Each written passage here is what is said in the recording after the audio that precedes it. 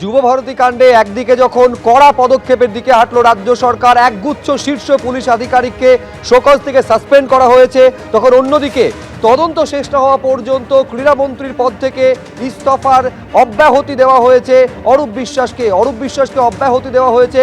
অরূপ বিশ্বাস তদন্ত যাতে নিরপেক্ষভাবে হয় সেই উদ্দেশ্যে ইস্তফার আগ্রহ প্রকাশ করে তিনি চিঠি দিয়েছিলেন মুখ্যমন্ত্রী মমতা বন্দ্যোপাধ্যায়কে। তদন্ত শেষ না হওয়া পর্যন্ত সেই ইচ্ছাকে মর্যাদা দিয়ে অব্যাহতি দিয়েছেন মুখ্যমন্ত্রী মমতা বন্দ্যোপাধ্যায়। আরেকবার বলবো, চিঠি লিখেছিলেন অরূপ বিশ্বাস মুখ্যমন্ত্রীকে এবং তিনি তদন্ত শেষ না হওয়া পর্যন্ত নিরপেক্ষতার স্বার্থে ইস্তফা গ্রহণের জন্য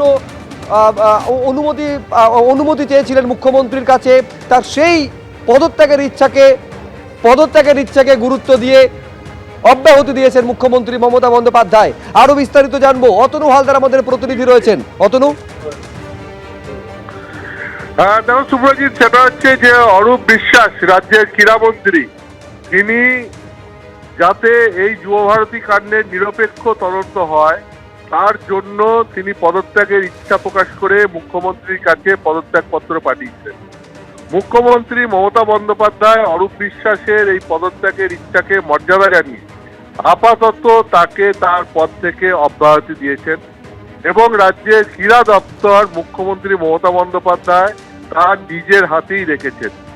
আপাতত অরূপ বিশ্বাসকে তার মন্ত্রিত্ব থেকে অব্যাহতি দেওয়া হয়েছে এবং যেহেতু অরূপ বিশ্বাস নিজেই বলেছিলেন যে তদন্তে নিরপেক্ষ তার স্বার্থে তিনি পদত্যাগ করতে চান, যেহেতু তার মর্যাদাকে তার এই ইচ্ছাকে মর্যাদা জানিয়ে মুখ্যমন্ত্রী সিদ্ধান্ত নিয়েছেন যে আপাতত তাকে অব্যাহতি দেওয়া হচ্ছে এবং সেই কারণে রাজ্যের ক্রীড়া দপ্তর অন্য কাউকে না দিয়ে মুখ্যমন্ত্রী এই দপ্তর নিজের হাতে রাখছেন।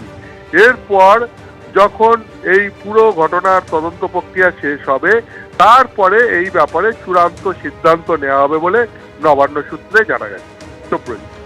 বেশ অতনু, আপাতত তোমাকে ধন্যবাদ। আরেকবার আপনাদের বলবো, মুখ্যমন্ত্রী মমতা বন্দ্যোপাধ্যায়কে চিঠি লিখেছিলেন অরূপ বিশ্বাস এবং তিনি তদন্ত যাতে নিরপেক্ষভাবে হয় সেই জন্য ইস্তফার ইচ্ছে প্রকাশ করেছিলেন। সেই ইচ্ছাকে মর্যাদা জানিয়ে আপাতত অব্যাহতি দিয়েছেন যতদিন না তদন্ত প্রক্রিয়া শেষ হচ্ছে। আর এই নিয়ে কি বলেছেন তৃণমূলের রাজ্য সাধারণ সম্পাদক কুণাল ঘোষ, দেখাবো। যুবভারতী ক্রীড়াঙ্গনে মেসিকে নিয়ে যে ঘটনা, তাতে রাজধর্ম পালন করেছেন মুখ্যমন্ত্রী মমতা বন্দ্যোপাধ্যায়। তদন্তের নির্দেশ দিয়েছেন একদিকে পুলিশের, অন্যদিকে অবসরপ্রাপ্ত বিচারপতি অসীম রায়, তাকে দিয়ে একটি কমিটি। এবার রাজ্য সরকার পরপর কড়া পদক্ষেপ নিয়েছে।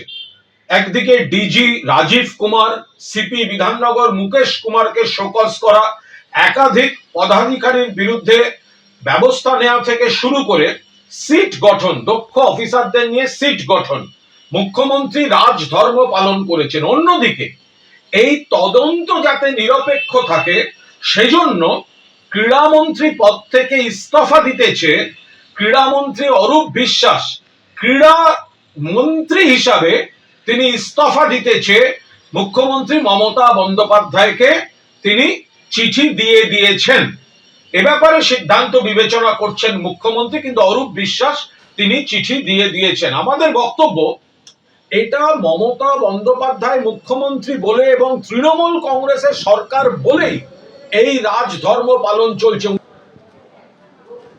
আর এই নিয়ে শুরু হয়েছে রাজনৈতিক চাপানুতর। একদিকে যখন এই ঘটনাকে তৃণমূল কংগ্রেস রাজধর্ম বলে সামনে আনছে, তখন উল্টো দিকে বিরোধীদের তরফে কি বলা হচ্ছে দেখাবো আপনাদের। কি বলছেন সুকান্ত মজুমদার কেন্দ্রীয় মন্ত্রী, পাশাপাশি কংগ্রেসের কি বক্তব্য, পরপর দেখুন। কিছুদিন ধরেই ডিজিপি রাজীব কুমারের সাথে ভেতরে যারা রাজনীতির খবর রাখেন তারা জানেন প্রথমে ভাইপোর সম্পর্ক খারাপ হয় এবং যেহেতু ভোটের আগে ভাইপোর হাতে সমস্ত দায়িত্ব মুখ্যমন্ত্রী দিয়ে দেন, ভাইপোর সাথে সাথে বর্তমানে পিসির সাথেও সম্পর্ক খারাপ, তো তাকে স্কেপগোট করা হচ্ছে। রাজীব কুমার বা পুলিশ হয়তো হতে পারে যে সেখানে যে তাকে পুলিশিং দেখার ব্যবস্থা তার ছিল, তার সেখানে তিনি অবশ্যই অসফল হয়েছেন।